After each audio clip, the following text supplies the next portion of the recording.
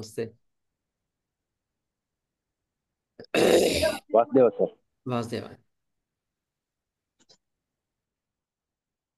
ఆచార్యమావాహయామి స్థాపయామి పూజయామి కృష్ణమాచార్యమావాహయామి స్థాపయామి పూజయామి.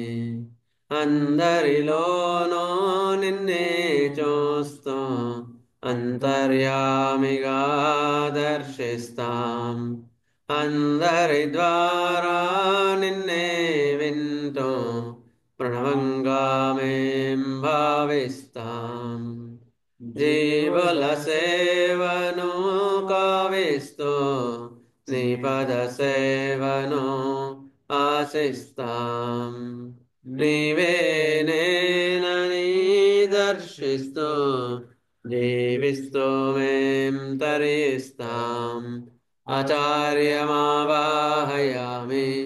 స్థాపయామి పూజయామి కృష్ణమాచార్యమావాహయామి స్థాపయామి పూజయామి.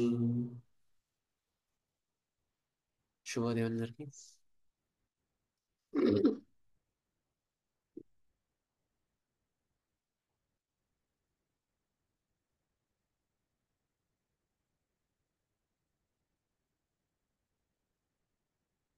ఈరోజు మనం భగవద్గీత 6 నెలల్లో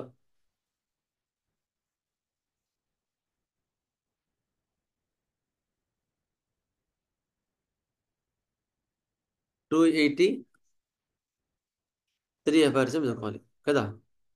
ఉమ్? అవును డాక్టర్ గారు. ఉమ్. 283. మనకి ఇవన్నీ కూడా ప్రాక్టికల్ హోమియోపతి ఇస్తున్నారు. ప్రాక్టికల్ గా ఎట్లా వెళ్ళాలి, ఈ యొక్క పొటెన్సీ ఎట్లా రిపీట్ చేయాలి, అన్ని everything is the clearly given by our master ద్రమ్స్టా హనుమాన్ గారు. ఓకే. 282 అపార్థమ్స్ ఏం చెప్పారంటే, especially chronic diseases during the treatment of the chronic disease. First dose ఇచ్చిన తర్వాత హోమియోపతి అగ్రవేషన్ వచ్చింది అనుకో, అంటే it lightly increasing of the morbid symptoms. అంటే అర్థం ఏంటంటే పొటెన్సీ సరిపోలేదు, కొంచెం పొటెన్సీ పెంచుకోమని చెప్పి అర్థం. ఓకే. అది లాస్ట్ వర్జన్ మనకు 282లో చెప్పింది. 283 ఆ వర్జన్ ఇవాళ. In order to work only according to nature, the true healing artist will prescribe the accurately chosen homeopathic medicine most suitable in all respects. In order to work only according to nature. గుర్తుపెట్టుకోండి ఎప్పుడైనా సరే, ఈ word చాలా ముఖ్యం కూడా. Homeopathy మొత్తం కూడా nature's law of cure మీదనే డిపెండ్ అయింది. హనుమాన్ గారు ఎట్లా కనుక్కున్నారు? ఎవరైనా చెప్తారా హోమియోపతి ఎట్లా కనుక్కున్నారు?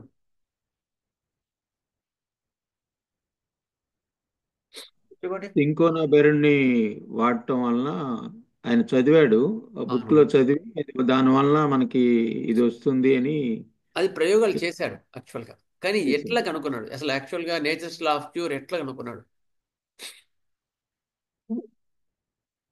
సో రాత్రిపూట ఏముంటుంది? ట్యూబ్లైట్ వేస్తే మస్తు వెలుతురు వస్తుంది. మరి అదే ట్యూబ్లైట్ పగలు వేస్తే వెలుతురు ఎందుకు రాదు? సూర్యుడు ఉన్నప్పుడు వేస్తే ఎందుకు రాదు? సార్, ఒక ఆయాసం ఉన్న వ్యక్తికి మందు అడిగినప్పుడు అయిపోతుంది తన దగ్గర. దాంట్లో నీళ్లు కలిపి ఇస్తారండి, అలా కనుక్కున్నారు సార్. అది పొటెంటైజేషన్ కనుక్కున్నారు. ఆయన ఆ, గుర్రబండి మీద వెళ్తున్నప్పుడు గుర్రబండి జారి కింద పడిపోయి ఆర్నిక మొక్కల నుండి ఇది ప్రకృతే మనకు వైద్యం చేస్తుందని ఒక అవును, అది ఆయన విషయం. విజన్. అంటే నేచర్ని అబ్జర్వ్ చేసే విజన్ ఆయనది. అర్థమైందా? ఆ, అయితే ఎట్లా కనుక్కున్నారు అంటే, ఇప్పుడు రాత్రిపూట లైట్ వేస్తాం, ఉదయం సూర్యుడు వచ్చిన తర్వాత లైట్ ట్యూబ్లైట్ వెళ్తూనే ఉండదు కదా. సూర్యుడు మాత్రం వెళ్తుంటుంది, అవునా లేదా? అయిన అవును. తర్వాత ఒక ఆయనకి ఎప్పుడో చికెన్ పాక్స్ వచ్చేసి స్మాల్ పాక్స్ వచ్చి చెవుడు చెవుడు వచ్చిందంట. మళ్ళీ ఎప్పుడైతే స్మాల్ పాక్స్ వచ్చిన తర్వాత మళ్ళీ చెవుడు క్లియర్ అయిపోయి మళ్ళీ ఇయర్ ఇయర్ బాగా వినిపించడం స్టార్ట్ అయింది. సో నేచర్లో ఇది అక్కడ ఉంది, ఏదో ట్రీట్మెంట్ ఏదో నేచర్లో జరుగుతూ ఉంది. అని ఆయన గమనించడం జరిగింది. గమనించి నేచర్లో జరిగేదాన్ని మనం దాన్ని అప్లై చేసుకోవాలి కదా, అవును లేదా? దాని ప్రకారం పోతే హ్యాపీ కదా.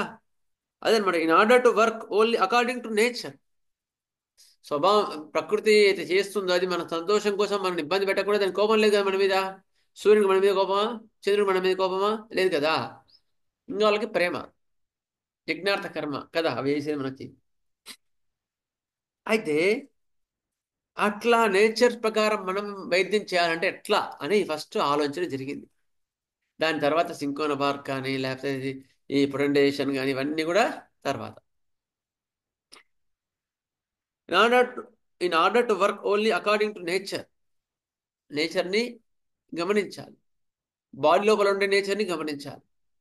ఇప్పుడు ఒక ఆయనకి మోషన్స్ అవుతున్నాయి, వామిటింగ్స్ అవుతున్నాయి. నిన్న మంచి బిర్యానీ నాన్ వెజ్ బాగా తిన్నాడు. అప్పుడు బాడీ ఏం చేస్తుంది అక్కడ? ఆ బిర్యానీ వాడికి పడలేదు, శరీరానికి పడలేదు. శరీరాన్ని కాపాడు కదా. వైటల్ ఫోర్స్ ఏం చేయాలి? శరీరాన్ని కాపాడాలి. కాపాడాలంటే ఏం చేయాలి? నిన్న వీడు చెత్త తిన్నాడు, వీడి బుద్ధి బాగాలేదు. ఎంత తినాలో అంత తినకుండా ఎక్కువ తిన్నాడు, తినకూడని పదార్థాలు తిన్నాడు. అప్పుడు ఏం చేయాలా? శరీరం ఏం చేయాలి చెప్పండి? బయటికి దాన్ని తోసేయాలి. ఎట్లా బయటికి తీసుకో- దొబ్బేయాలి. ఎట్లా దోపేయాలా? విరోచనాలు అవుతుంది ద్వారా ఆ, విరేచనాలు కానీ వామిటింగ్ ద్వారా దాన్ని దొబ్బే నేచురల్ ప్రయత్నం ప్రాసెస్ చేస్తుంది అనమాట. అది ద్వారా బయటకు that what he observed by the nature. శరీరంలో ఉండే స్వభావము ఏం చేస్తుందో గమనించిండు. దాన్ని డిస్టర్బ్ చేయకుండా దాని విధానంలోనే పోతే ఎట్లా ఎట్లా వెళ్ళాలి అని హనుమాన్ గారు గమనించి ఈ హోమియో వైద్యాన్ని గమనించడం జరిగింది. అదనమాట. అప్పుడు ఏం చేయాలి? మనం ఇచ్చే మందు కూడా వామిటింగ్స్ మోషన్స్ ఆపకుండా అది ఏ పని చేస్తుందో దానికి ఇంకొంచెం బలం చేకూరిస్తే అది వామిటింగ్స్ తగ్గించి మోషన్స్ తగ్గించి తర్వాత ఆటోమేటిక్గా ప్రాణాన్ని స్వస్థ చేకూరుస్తుంది. ఒక 2 మోషన్స్ అయితే పర్వాలేదు, ఏమవుతుంది కదా. అట్లా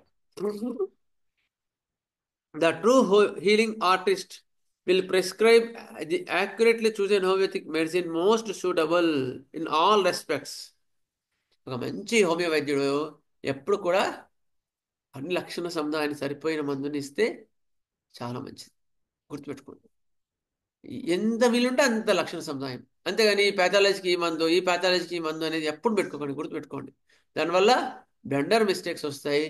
అట్లా చేసి స్టార్టింగ్లో ప్రిస్క్రిప్షన్ ఇచ్చిన తర్వాత కొత్తలో వాళ్ళు మళ్ళీ మళ్ళీ వస్తుంటారు. మనం ఎక్కడ ముఖం పెట్టుకోవాలో తెలియదు కదా. ఫస్ట్ మోకాలు నొప్పులు అన్నాడు, రుస్టాక్స్ ఇచ్చాము, తగ్గింది. అబ్బా సార్ మీరు ఎక్సలెంట్ సార్ అంటాడు. మళ్ళీ సార్ ఎందుకో సార్ మీరు ఎందుకో మరి ఇచ్చారు కానీ మళ్ళీ ఎందుకో మళ్ళీ మళ్ళీ ఒక 2 రోజుల నుంచి మళ్ళీ నొప్పి వస్తుంది సార్ అంటే మళ్ళీ మళ్ళీ మందు ఏమైనా కావాలేమో సార్ అంటాడు. అంతకుముందు ఎక్సలెంట్ సార్ అన్నాడు రుస్టాక్స్. తర్వాత మళ్ళీ రుస్టాక్స్ 2 అని మళ్ళీ ఇంకోటి ఇచ్చాము. మళ్ళీ వచ్చి సార్ మళ్ళీ బాగా పనిచేసింది సార్ అంటాడు. మళ్ళీ 3 మంత్స్కి వచ్చి సార్ ఎందుకో సార్ అప్పుడు బాగానే ఇచ్చారు, బాగా తగ్గింది కానీ మరి ఈ మధ్య ఎందుకో మరి మీరు ఇచ్చే దానిలో మందులు ఏదైనా మందులు సరే గట్టట్లేదేమో సార్ అంటాడు అనమాట. అంటే మనకు బాధేస్తుంది కదా, మనం కరెక్ట్గా మందు ఇవ్వలేదు. సార్ స్ట్రక్ అయింది సార్, కొంచెం మళ్ళీ వెనక్కి మధ్యలో బయటపడండి స్టక్ సార్. అయింది సార్. రూట్ స్టాక్స్ ఇచ్చాం మోకాల నొప్పులకి, అది కరెక్ట్ గా అన్నాక స్టక్ అయింది గురువు సరే గారు. ఒక నిమిషం ఇంటర్నెట్ మారుస్తారండి, ఒక నిమిషం లైన్లో ఉండండి.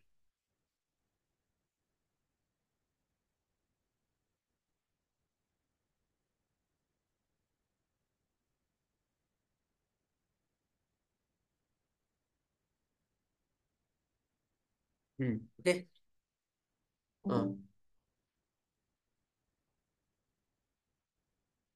ఓకే అయిన తర్వాత ఏమైంది? మళ్ళా సార్ వచ్చి సార్ ఎందుకో మీరు ఇచ్చారు కానీ అంత మళ్ళీ వేరే వచ్చేసారంట అనలేదా? అట్లా ప్రిస్క్రిప్షన్ అనేది బేసిక్గా ఒకవేళ స్టార్టింగ్లో ఫస్ట్ ఎయిడ్గా అట్లా ఇవ్వచ్చేమో కానీ తర్వాత మనం చూసుకొని లక్షణాలను చూసుకొని ఇవ్వడమే కరెక్ట్ మెథడ్, గుర్తుపెట్టుకోండి. అందుకని మాకు సెమినార్లో ఎన్నిట్లో కూడా ప్రబుల్ విజయకర్ సార్ కానీ రాజన్ శంకర్ కానీ ఎవ్వరు కూడా రెమెడీస్ చెప్పరు. ఈ మందుకి ఈ డిసీజ్కి ఈ మందు ఇచ్చారని ఎప్పుడు చెప్పరు. We will teach the process of choosing simillimum అని చెప్తారు అంతే. మీకు ఏ మంది ఇచ్చారు, మీకేం అవసరం? ఎందుకంటే మీకు ఆ డిసీజ్ ఇవ్వగానే మళ్ళీ ఈ మంది ఏ మంది ఇచ్చారని మైండ్లో ఉంటుంది. సార్ ఆ రోజు సిరోసిస్ ఆఫ్ లివర్కి ఏ మంది ఇచ్చారు, ఆ మందే అని మైండ్లో తిరుగుతూ ఉంటుంది కదా. అందుకని జాగ్రత్తగా ప్రాసెస్ నేర్చుకో. In all respects in so small doses on account of this అలో, ఎంత వీలుంటే అంత తక్కువ మోతాదులో మంది ఇవ్వండి, అంటే హోమియోపతిక్ మెడిసిన్ అనమాట. For should be misled by human weakness to employ an unsuitable medicine. The disadvantage of its wrong relation to the disease would be so small that the patient could thwart his own vital powers, and by means of early opposition of the correctly chosen remedy according to symptom similarity rapidly extinguish and repair it. అట్లా కాకుండా unsuitable medicine ఇస్తే ఏమవుతుంది, దాని యొక్క disadvantages వల్ల ఆరోగ్యం చెడిపోతుంది. Bombyx motions అవుతున్నాయంటే శరీరం ఏం చేస్తుందో మనకు అక్కర్లేదు, జోఫారం ఇస్తే బాంబిక్స్ తగ్గుతాయి. నెక్స్ట్ ఇంకోటి ఏదో పింక్ కలర్ టాబ్లెట్ ఉంటుంది, ఏమంటారు దాన్ని, ఆ టాబ్లెట్ వేయగానే మోషన్స్ తగ్గుతాయి. అట్లా కాకపోతే యాంటీబయాటిక్స్ ఏదో యాంటీబయాటిక్ పెడతారు. అట్లా కాదు కదా, దానివల్ల ఏమవుతుంది, బాడీకి అగనిస్ట్గా చేస్తున్నాం, అప్పుడు డిసీజ్ వచ్చి కూర్చుంటుంది. గుర్తుపెట్టుకోండి. ఒక ఆయనకి సివియర్గా వామిటింగ్ మోషన్స్ అయ్యి ఫంక్షన్ ఫుడ్ తర్వాత దానికి అలోపతి ట్రీట్మెంట్ ఇట్లాగే తీసుకున్నాడు. వామిటింగ్స్ కోడి మోషన్ కోడి ఇచ్చిన తర్వాత ఆ పిల్లోడు 1 వీక్ తర్వాత నా దగ్గరకు వచ్చినాడు. సార్ సివియర్ హెడేక్ ఉంది సార్, భరించలేకపోతున్నాను, 2 డేస్ నుంచి తట్టుకోలేకపోతున్నాను, మైగ్రేన్ హెడేక్ స్టార్ట్ అయింది సార్ అంటాడు. ఇప్పుడు ఏం చేయాలి? మనం న్యాయం చేసామా అన్యాయం చేసామా వాడికి? అది వైద్యుడు ఎవరైనా కానీ, వైద్యుని వల్ల అన్యాయం జరిగిందా న్యాయం జరిగిందా? అన్యాయం జరిగింది కదా. వాడు వైటల్ ఫోర్స్ వేసి వాడికి వాళ్ళ లోపల మైగ్రేన్ డిసీజ్ ఇప్పుడు ఇచ్చినాడు. గుర్తుపెట్టుకుని చాలా డిసీజ్కు abuse of wrong method of ట్రీట్మెంట్లోనే, అలోపతి కానీ హోమియోపతి కానీ, హోమియోపతి కూడా అట్లా ఇస్తే అట్లే అవుద్ది. గుర్తుపెట్టుకోండి. అందుకని జాగ్రత్తగా చూసి వేయండి. Rapidly extinguish and repair it. అట్లా కాకుండా కరెక్ట్గా సిమ్టమ్ సిమిలారిటీ, మినిమం డోస్ అది కూడా చెప్తున్నాడు. ఇష్టమైన డోసులు కాదు, ఇష్టమైన డోసులు ఇస్తే చెప్పాం కదా, ఇప్పుడు చీమకొరుపు ఇస్తే హెబార్సల్ 10 ml ఇస్తే ఖచ్చితంగా తగ్గిపోతుంది. కానీ రాంగ్ మెథడ్, దాని లక్షణాలు సరిపోకుండా అట్లా ఇచ్చావు. అట్లా చేయడం వల్ల అది వైటల్ ఫోర్స్ ని పాలు లేపుతుంది. అట్లా కాకుండా నీవు స్మాల్ డోస్లో నీకు కరెక్ట్ సూటబుల్ రెమెడీ ఇస్తే ఖచ్చితంగా తగ్గిపోతుందండి, మిగిలిందే ఆరోగ్యము అని ఇక్కడ 283 అఫారిజంలో మణిమన్ గారు చెప్తున్నారు. మన మాస్టర్ గారు ఒకసారి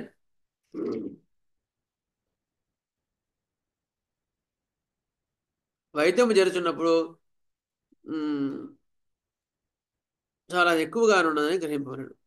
అందువల్ల రోగి స్వభావం అనుసరించి నిపుణుడైన వైద్యుడు వీలైనంత తక్కువ పరిమాణం గల మందుతోనే వైద్యం ప్రారంభించును. నిపుణుడైన వైద్యుడు ఇష్టమైనట్టు మందు లేడు. ఒక డోస్ ఇచ్చిన తర్వాత ఇంప్రూవ్మెంట్ రాలేదు అంటే ఇట్ ఈస్ రాంగ్ రెమెడీ. గుర్తుపెట్టుకోండి. మళ్ళీ రిపీట్ చేస్తే you are imposing the remedy in the pathological level. గుర్తుపెట్టుకోండి. అందుకని తక్కువ పరిమాణం గల వైద్యుతోనే. అయితే రిపిటేషన్ ఎలాంటి కేసెస్ చేయాలి, ఎక్కువ అవసరం పడుతుంది అంటే సైకోసిఫిలిక్ డిసీజ్ అంటారు. అంటే ర్యాపిడ్లీ డికేయింగ్ టు ఎమర్జెన్సీ, అలాంటి కేసెస్లో మాత్రం రిపీట్ చేస్తారు బాడీ. అప్పుడు రిపిటేషన్ అవసరం ఉంటుంది. ఒక చెంటిపిల్ల ఉంది, యూరిన్ రాలేదు, ఈకేఆర్ దగ్గర తీసుకొచ్చారు. ఈకేఆర్ తీసుకొస్తే సిమ్టమ్స్ చూసుకొని ఏపీఎస్ 200 మళ్ళీ అవసరం బట్టి ఇంకో ఫ్రీక్వెంట్గా రిపీట్ చేయాల్సి వచ్చింది. ఈకేఆర్కి ఇచ్చిన తర్వాత యూరిన్ ఫ్రీ అయింది. ఆ కండిషన్లో లేరు, ఎందుకంటే 1 డే నుంచి అసలు యూరిన్ రావట్లేదు పాపకి. అర్థమైందా? అలాంటి కేసెస్ వేరు. అటువంటి కేసెస్లోనే రిపిటేషన్ అవసరం పడుతుంది. క్రానిక్ కేసెస్లో ఒక డోస్ ఇచ్చి వెయిట్ చేయాలి. ఎక్యూట్ డోసెస్లో కొంచెం ఎక్కువ పడుతుంది. Emergency in sense psychosyphilitic remedies which are going to emergency, అటువంటి మాత్రమే రిపిటేషన్ ఇంకొంచెం ఎక్కువ పడుతుంది. నిపుణుడైన వైద్యుడు వీలైన తక్కువ పరిమాణం గల మందుతోనే వైద్యం ప్రారంభించును. మానవ సహజమైన పొరపాటున రోగికి సరిపోని మందు ప్రయోగింపబడినచో ఆ మొదటి మోతాదు తక్కువ పరిమాణం అయినప్పుడే రోగి ప్రాణసిద్ధాన్ని తిరస్కరించుట సులభము. ఒకవేళ తక్కువ పరిమాణంలో మందు ఉందనుకో, అది కరెక్ట్ రెమెడీ కాదనుకో, అప్పుడు ఏం చేస్తుంది బాడీ? రిజెక్ట్ చేసేస్తాడు. నువ్వు లక్షంగా టోరెంట్ ఇచ్చావు, అది కరెక్ట్ మెడిసిన్ కాదనుకో, అది కాకపోతే ఇంక పర్లేదు, ఎందుకంటే బాడీ దాన్ని తీసేస్తుంది. అట్లా రిపీటెడ్ చేస్తే అది తిరస్కరించదు, అది ఇబ్బంది పడుతుంది అట్లా అనమాట. అందుకని జాగ్రత్తగా గమనించుకొని ఇష్టం ఉన్నట్లు పొటెన్సీ కానీ రిపిటేషన్ చేయకుండా జాగ్రత్తగా ఒళ్ళు దగ్గర పెట్టుకొని ఉండమని హనుమాన్ గారు మనకి చెప్తున్నారు.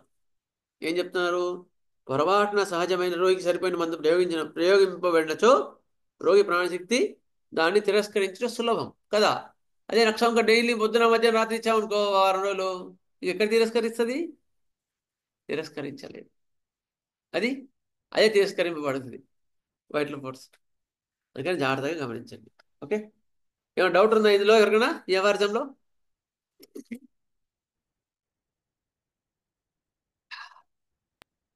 గురుగారు చిన్న డౌట్ సార్. సార్ చెప్పండి, రిలేటెడ్ టు అది టాపిక్ చెప్పండి. టాపిక్ సార్, టాపిక్ అనిల్ బాబు సార్, చిలకలపేట నుంచి. సార్ నమస్తే, చెప్పండి ఈ సార్. మన మన విధానంలో కూడా సప్రెస్ చేయటం అంటే, ఇప్పుడు ఇందాక మీరు చెప్పినట్టుగా గోరు చుట్టూ వచ్చింది హెపాసిల్పు, నాలుగు పూసింది ఈ మెప్సాల్ 6 ఇట్లాగే వేస్తే సప్రెస్ చేసినట్టే సార్, అంతేనా సార్? అవును. ఇప్పుడు ఆ, ఆ, యాక్చువల్గా ఏంటి, నోటి పూత వచ్చింది, పండ్ల గుర్తులు ఉన్నాయి, జొల్లు కారుతోంది, వాసన వస్తుంది, అప్పుడు మెరచాలి. అర్థమైందా? అట్లా కాకుండా ఓకే సార్. ఎట్లా అంటే అట్లా మంది అయిపోద్దు, దాన్ని ఇబ్బంది పెట్టద్దు.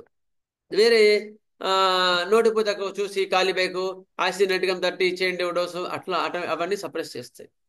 ఓకే, సరే next okay sir. Okay. Will go for the our paediatrics. అందుకనే వినయ్ సార్ క్లాస్ తీసుకున్నప్పుడు థియరీ ఆఫ్ సపరేషన్ చాలా సేపు తీసుకున్నాడు. ఎందుకంటే మేము ఏం చేసామంటే మా పొరపాటు మేము సరిదిద్దుకున్నాం ఒక్కోసారి.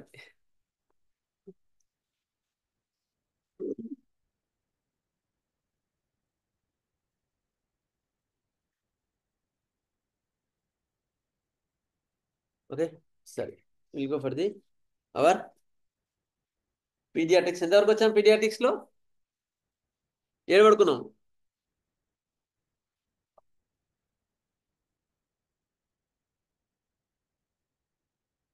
డెలివరీ అయిందా? డెలివరీ అయిందండి. డెలివరీ అయిపోయింది, నార్మల్ డెలివరీ అయిపోయింది కదా. అవును, నార్మల్ డెలివరీ వరకు వచ్చేసాం. దీని తర్వాత ఎమర్జెన్సీ సిజేరియన్ అయి చెప్తానన్నారు తర్వాత డిఫరెంట్ ఓకే, ఎలాంటి కేసెస్ లో సిజేరియన్ అవసరం వస్తుంది కదా. అవి చెప్తాను. గుడ్ గుడ్, సరే సార్, మంచి గుర్తు చేశారు. సార్ ఒక్క నిమిషం.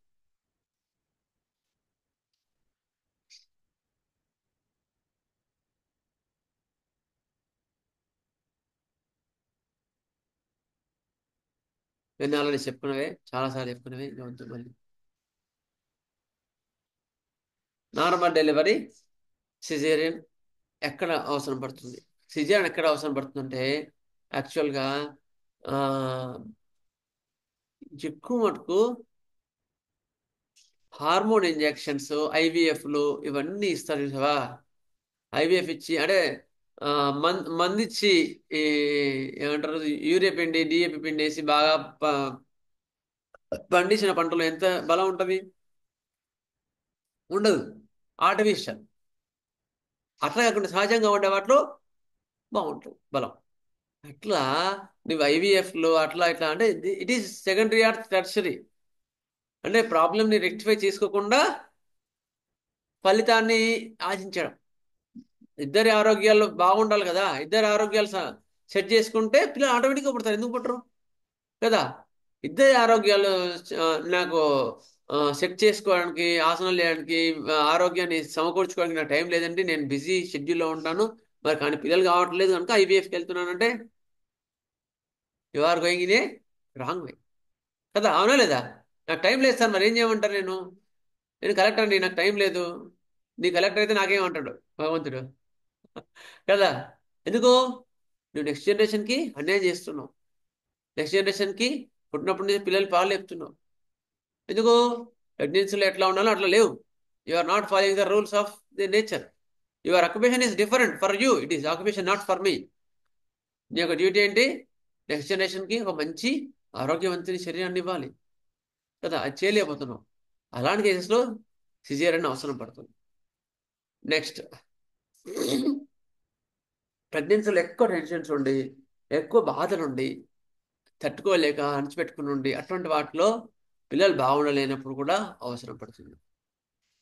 ఇంకానేమో వాళ్ళ ఫ్యామిలీలో ట్యూబర్కులర్ మ్యాజం కానీ సిబిలిటిక్ మ్యాజం ఎక్కువ ప్రామినెంట్గా ఉన్నప్పుడు వాళ్ళ లోపల కొన్ని అబ్నార్మల్ చేంజెస్ కనిపిస్తాయి. 7th మంత్లోనే బీపీ హై కావడం, 7th మంత్లోనే షుగర్ కనిపించడం, లేకపోతే 8th మంత్ వచ్చేవరకు వాళ్ళకి కొత్త కొత్త బాధలు స్టార్ట్ కావడం, ఎక్లాంప్సియా అంటారు. అంటే బీపీ 180/120 కన్నా ఎక్కువ అవుతుంది. ఎక్లాంప్సియా, ప్రీ ఎక్లాంప్సియా, ఫిట్స్ వస్తుంటాయి. అలాంటి వాటిలో కూడా సిజేరియన్ డెలివరీ చేస్తారంట, నార్మల్ చేయరు. నెక్స్ట్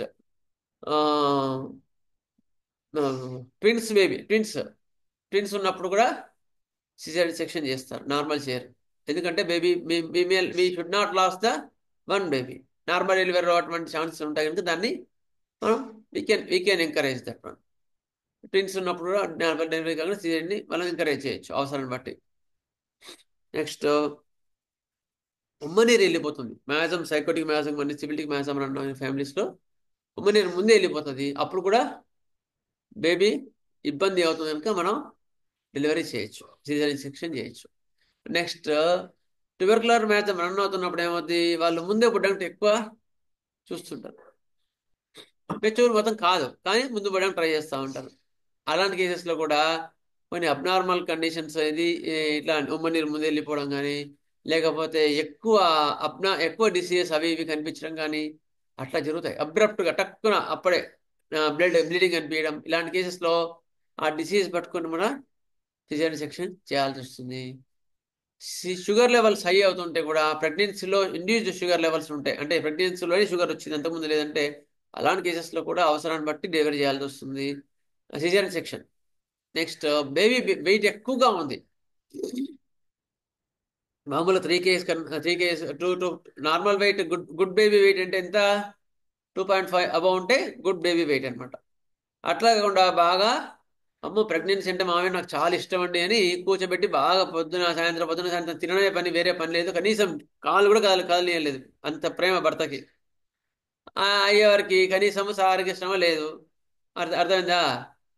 అప్పుడు కూడా బేబీ వెయిట్ పెరిగిపోయింది, 4.5 kgs కూడా అయింది. అప్పుడు ఏం చేయాలా, బాడీకి ప్రాపర్గా శిక్షణ ఇవ్వలేదు కదా, అప్పుడు కూడా సిజేరియన్ చేయాల్సి వస్తుంది. ఇలా కొన్ని నాకు గుర్తున్న ఐడియాలు బేబీ వెయిట్ ఎక్కువగా ఉన్నప్పుడు. అందుకని నార్మల్ డెలివరీ కావాలంటే నీ పని నువ్వు, రెగ్యులర్ డ్యూటీ నువ్వు చేసుకోవాలి. ఈకేఆర్ లాంగ్వేజ్ లేపనా కొన్ని ఒక బర్రెనో ఒక ఆవో గర్భం ధరిస్తే దానికి ఏమైనా స్పెషల్ ట్రీట్మెంట్ ఏమైనా తీసుకుంటుందా, స్పెషల్గా ఏమైనా బెడ్ రెస్ట్ తీసుకుంటుందా? మళ్ళీ అదే ఒక పువ్వు కాయ అయినప్పుడు, పిండి అయినప్పుడు ఏమన్నా దానికి ఏమైనా ఇబ్బంది అవుతుందా? మనిషికి ఎందుకు ఇబ్బంది అవుతుంది? మనిషి తెచ్చుకున్నాడు అవి, ఆ ఇబ్బందులు. అది ఈకేఆర్ చెప్పేది. మనిషి తెచ్చుకుంటున్నాడు, దానివల్ల ఇబ్బంది పడి డెలివరీస్, సిజేరియన్స్ ఇవన్నీ ఎక్కువ అవుతుంది.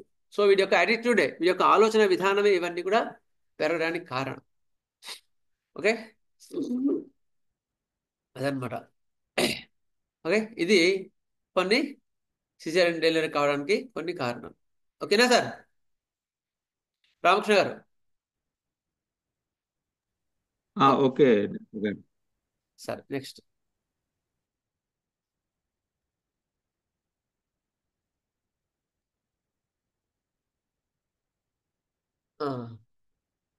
ఇన్ఫాంట్ స్టేజ్ అంటే ఏంటి?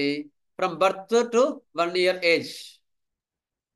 From birth to up to 1 year age. ఆ ఏజ్ని ఏమంటారు? ఇన్ఫాంట్ స్టేజ్ అంటారు. No two infants are same. No two infants are same, గుర్తుపెట్టుకోండి. ఒక పిల్లోడు ఉన్నట్టు ఏ పిల్లలు ఉండరు, ఈవెన్ ట్విన్స్ కూడా ఉండరు. ట్విన్స్ లో కూడా డిఫరెన్స్ ఉంటాయి, వీ కెన్ అబ్జర్వ్ ఇట్. వాలి సుగ్రీవులు ఎంత డిఫరెన్స్ ఉంది చూడడానికి, రూపకులు ఏమన్నా కూడా మనస్సు బుద్ధి ఎంత డిఫరెన్స్ ఉంది, అవునా లేదా? అట్లా no two infants are same, గుర్తుపెట్టుకోండి.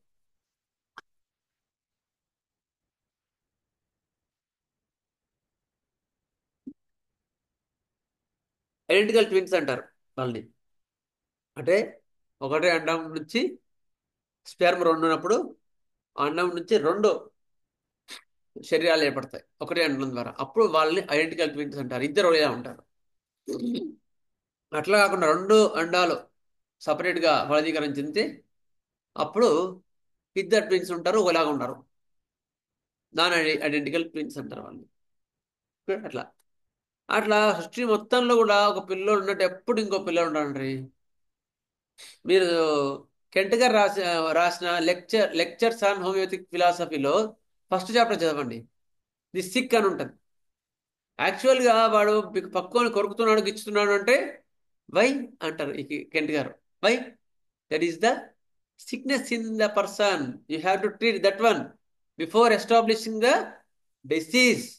When you treat that children, then you can do wonders. Next generation బాగుంటుంది, వాడి ఆరోగ్యాన్ని చేకూర్చిన వాడు అవుతాడు. అందుకని అటువంటి చూసుకోండి అని చెప్తారనమాట ఈ కెంట్ గారు. అందుకని జాగ్రత్తగా చూసుకోండి.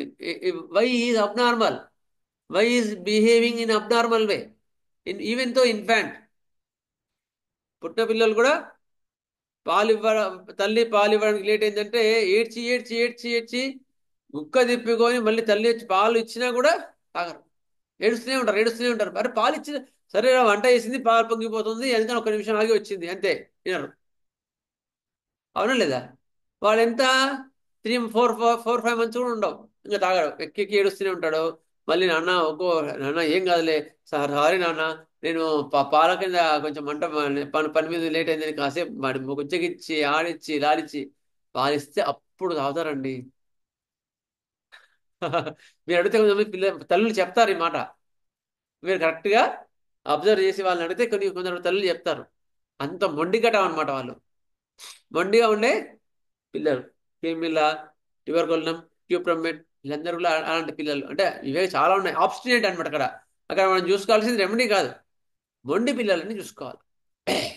మొండి, నేను నాకు పాలు కావాలన్నప్పుడు ఎందుకు రాలేదు అని వాడి కోపం, అందుకే ఇవ్వట్లేదు. అట్లా ఒక్కొక్క పిల్లలు అలా ఉంటారు, అవి మనం గమనించాలి. No 2 infants are same. ఇంకో పిల్లలు ఉంటారు, ఆకలి అవుతుంది, అసలు ఏడవని ఏడవదు, ఆకలి అయినా ఏడవదు, ఏది ఏడవదు, ఏమి ఏడవదు. అలాంటి పిల్లలు ఏంటి, కంటెంటెడ్, తృప్తిగా ఉంటారు పాపం. ఎంత ఏడ్చినా కూడా ఎప్పుడో మరీ ఆకలి అయితే ఏడుస్తారు తప్పే అసలు ఏడుపు అనేది ఉండదు. ఓపియం, ఓకే, ఓపియం కూడా చాలా తృప్తిగా ఉంటారు. ఇంకో ఇంకో అంటే సోరిక్ ఫేజ్లో, సైకోటిక్ సివిలిటీ ఫేజ్లో దే ఆర్ కన్నీ. సోరిక్ ఫేజ్లో వాళ్ళు చాలా కంటెంట్గా ఉంటారు. మెగ్నీషియం కార్ చాలా కంటెంట్గా ఉంటారు, తృప్తిగా ఉంటారు. మెగ్నీషియం కార్ వాడు పాపము సార్ కేసు చెప్పారు మరోసారి. ఏంటి, మొత్తం వాడికి ఐసీయూలో ఉంచారు. మొత్తం అన్ని ఇంజక్షన్లు అవి అన్ని పెట్టేసి పాపం ఇన్ఫాంటే, చిన్న పిల్లోడు, ఒక 1-2 మంత్స్ 3 మంత్స్ పిల్లోడు. వాడికి ఆక్సిజన్ లెవెల్స్ అవి పెట్టాడు, ఇవి పెట్టాడు. కానీ వీడియోలో ఫేస్ చూస్తే అసలు అట్లా బాధపడ్డట్టు అసలు లేనే లేదు వాడి ఫేస్. మెగ్నీషియం కార్బిస్తే చాలా ఫాస్ట్ ర్యాపిడ్గా ఇంప్రూవ్మెంట్ వచ్చింది. అన్ని తీసేసి ఒక 1 వీక్ లోపల హాస్పిటల్ నుంచి డిశ్చార్జ్ చేశారు. అట్లా ఉంటారు కొంతమంది పిల్లలు, అర్థందా? అటువంటి మనం గమనించగలగాలి. No 2 infants are same. ఇంకొంతమంది పిల్లలు ఉంటారు,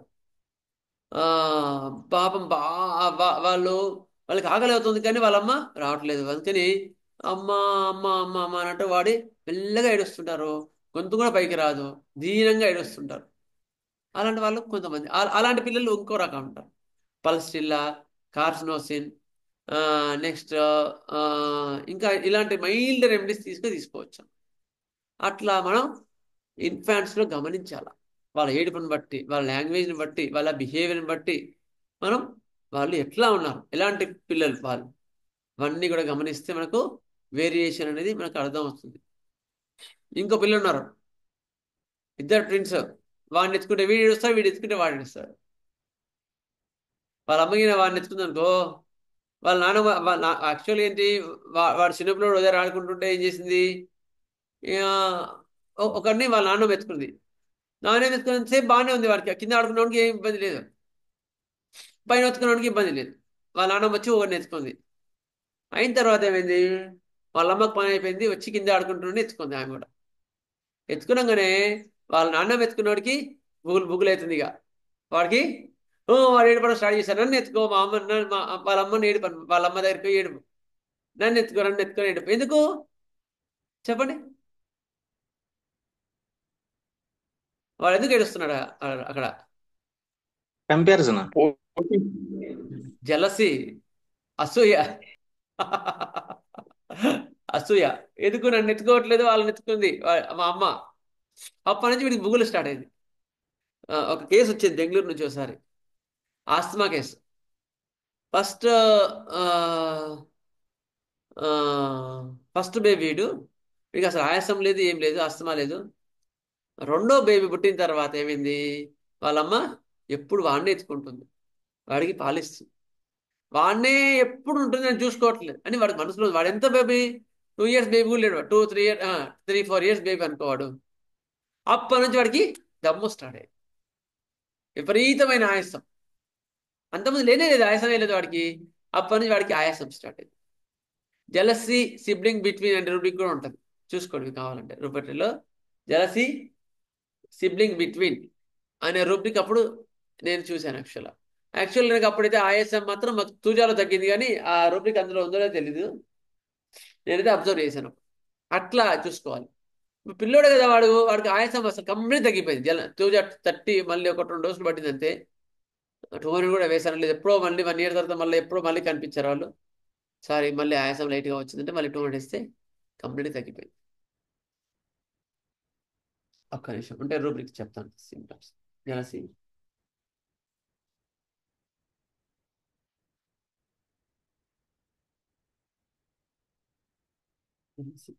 G,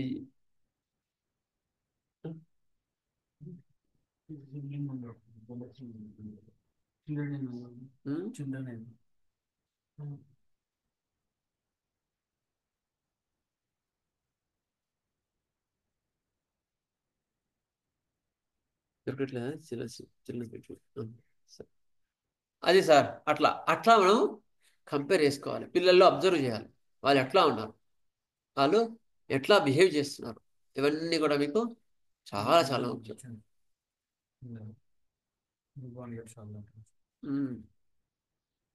new born gets all the attention when hyoscyamus and ignatia 2 ఉన్నాయి. కొత్తవాడు వాళ్ళు వాడిని చూసుకుంటున్నా, నన్ను చూడట్లేదు అనే పాయింట్ హయోశ్యామస్ ఇగ్నిషియా ఉంది. కానీ నేను మాత్రం అప్పుడు తూజా ఇస్తే తగ్గిందండి, మిగతా సిమ్టమ్స్ అని చూసుకోండి. అట్లా చూసుకోవాలి. ఓకేనా? అర్థమైందా? ఇందులో డౌట్ ఉందా ఇంకేమైనా?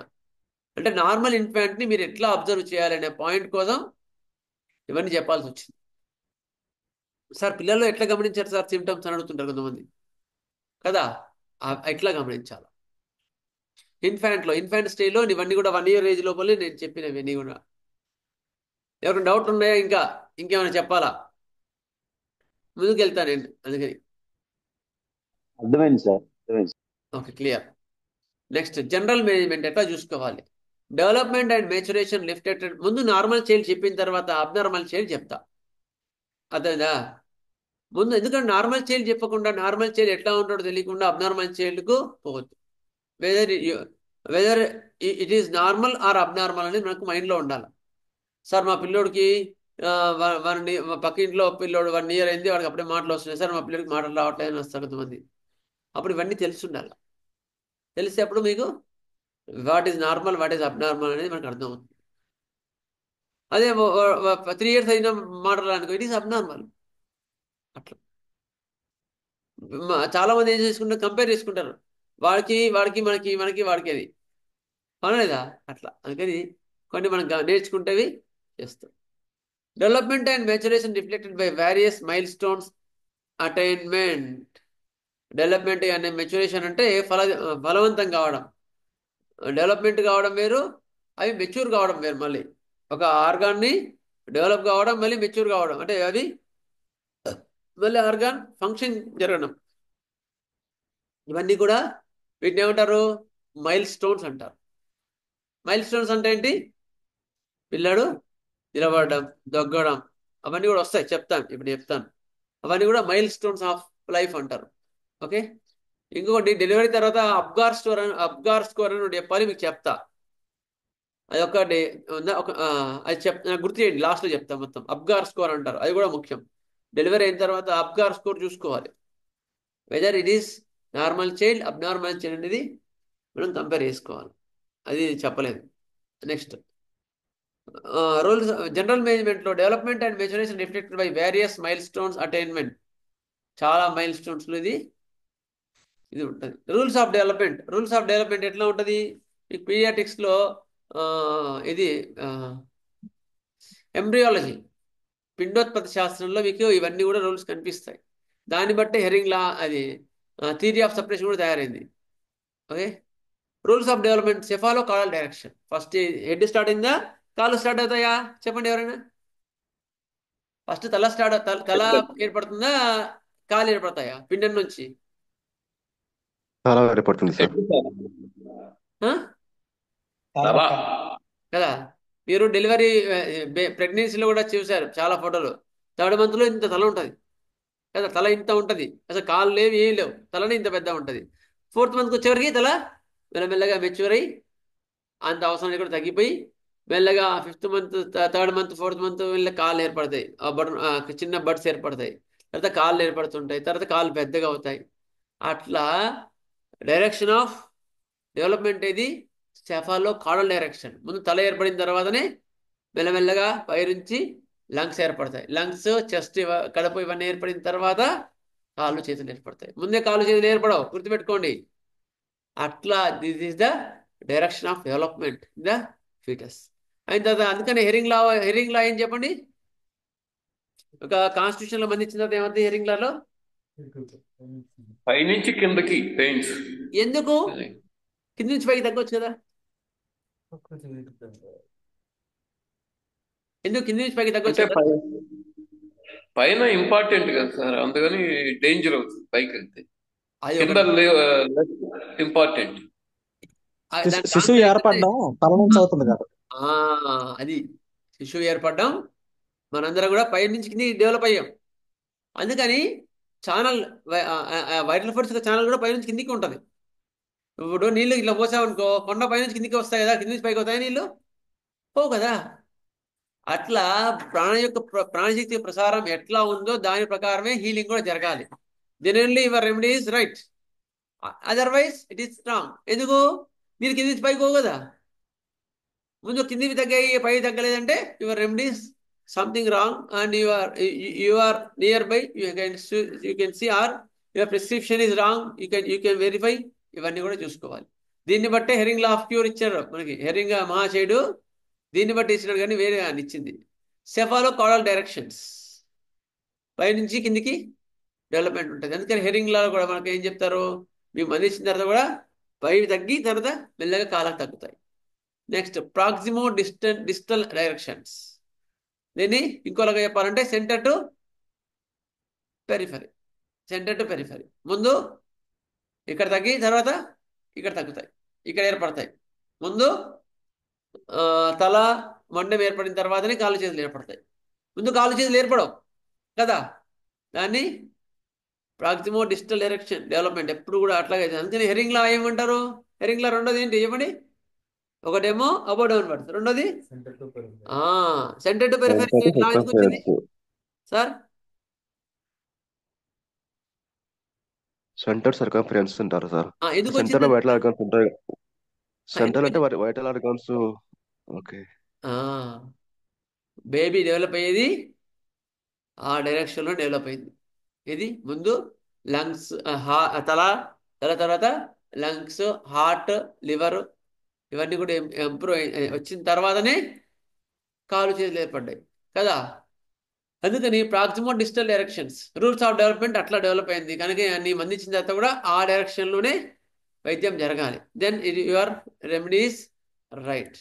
నెక్స్ట్ ఇప్పుడు ఒక్కొక్కటి క్లియర్గా చెప్పుకుంటూ వెళ్తాను. ఇప్పుడు ఇంతవరకు ఏమైనా డౌట్ ఉందా?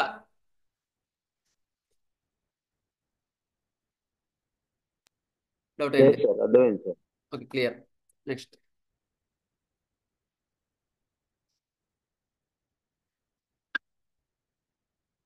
మన బాడీలో నర్వ్స్ డెవలప్మెంట్ 2 రకాలుగా ఉంటుంది. ఒకటి సెన్సరీ అండ్ మోటార్. సెన్సరీ అంటే చర్మం నుంచి బ్రెయిన్కి అందించే నాడులు. ఓకే, అంటే ప్రజావాణి ఇప్పుడు ఏం చేశారు, గవర్నమెంట్ ఆఫీస్లో ప్రజావాణి పెడతారు. అంటే ప్రజల నుండి సమస్యలు తీసుకొని కేంద్రానికి ఇచ్చేస్తారు అన్నమాట. అంటే సీఎం ఉన్నాడు కదా, సీఎం ఆఫీస్కి వాళ్ళకి వెళ్ళిపోతాయి. ఇక్కడ ఇక్కడ సెట్ అవుతాయి, ఇక్కడ సెట్ కాకపోతే కేంద్రానికి వెళ్ళిపోతాయి. అట్లా చర్మం నుంచి కానీ ఇంపల్సెస్ ఇవన్నీ కూడా అక్కడికి వచ్చేస్తాయి. దాన్ని సెన్సరీ అంటారు. సెన్సరీ నర్వస్ సిస్టమ్ అంటారు దాన్ని. Next motor nervous system. Motor nervous system అంటే ఏంటి అంటే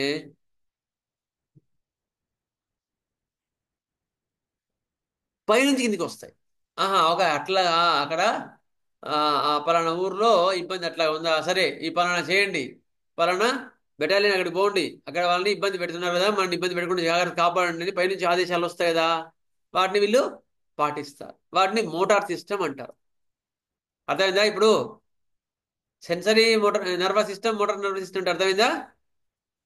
బ్రెయిన్ నుంచి వచ్చిన ఇంపల్సెస్ ఆర్గాన్స్ అనేవి అమలు పరుస్తాయి. ఇప్పుడు నేను మాట్లాడుతున్నాను అంటే ఎక్కడి నుంచి వచ్చింది ఇంపల్స్? అది ఎక్కడి నుంచి వచ్చింది? బ్రెయిన్ నుంచి వచ్చింది సార్. బ్రెయిన్ నుంచి వచ్చింది. ఇప్పుడు మీరు ఒక క్వశ్చన్ అడిగారు, నేను దాన్ని చెవి ద్వారా గ్రహించి బ్రెయిన్కి ఇచ్చాం. బ్రెయిన్ నుంచి మళ్ళీ దానికి ఆన్సర్ వచ్చి నాలుక ద్వారా ఆన్సర్ వచ్చింది. So it is first sensory system వచ్చింది, తర్వాత motor nervous system. First sensory system ఇక్కడ నుంచి డెవలప్ అయ్యి బ్రెయిన్కి తీసుకెళ్ళింది. ఏంది, నారా సారి క్వశ్చన్ వేశాడు, లేకపోతే రాధాకృష్ణ గారికి క్వశ్చన్ వేశారు, దీని అని ఇది బ్రెయిన్కి అందిస్తుంది. అక్కడ అనాలిసిస్ జరిగిపోయి మళ్ళీ నాలుక ద్వారా ఆన్సర్ వచ్చేస్తుంది. ఇది పడ్డానికి ఎంతసేపు పడుతుంది? Second. No time sir, within no time. క్షణాల్లో అయిపోయింది, ఫ్రాక్షన్ ఆఫ్ సెకండ్. సెకండ్స్ కన్నా తక్కువ.